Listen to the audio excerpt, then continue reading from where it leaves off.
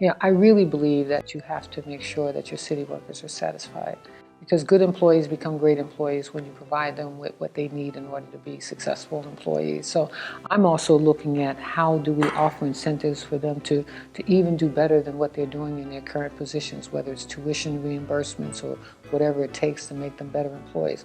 But I do believe that our pension system is something that we need to look more closely at.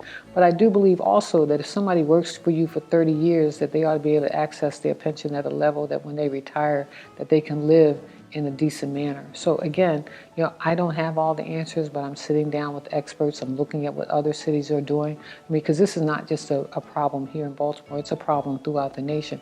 The issue is, and it's a good one, we're living longer. And so people are retiring at the same age, but yet we're living longer, so they need their pensions to last a little bit longer. That's something that we have to sit down and take a real close look at. But I've had conversations with the unions and said to them that I want to make sure that my employees are happy. I want to make sure that when they retire, they can get the kind of pensions that they need to be able to live successfully. But at the same time, it requires some study, and I'm going to do that. I'm excited. I'm excited about being the next mayor of Baltimore, because I know that what the city needs is not just a cheerleader, but somebody who understands business, understands the public, puts a public face on the dollars that comes into the city. We need a great Baltimore City public school system. I am going to take back control of the city's public school system. In 1997, when Kurt Schmoke was mayor, and to his credit, he recognized that the city had a fiscal problem as it related to the public school system, so he cut a deal with the state that provided $50 million over a 10-year period. That period was up in 2007, and nobody's evaluated what that has meant, and yet part of that relationship was allowing the state to appoint people to our school board. No place else in the state does that happen, and I want control of the school system. Doesn't do anything to funding, because our funding from the state is based on a formula, so it doesn't change that. What it changes is, what do you want your school system to look like?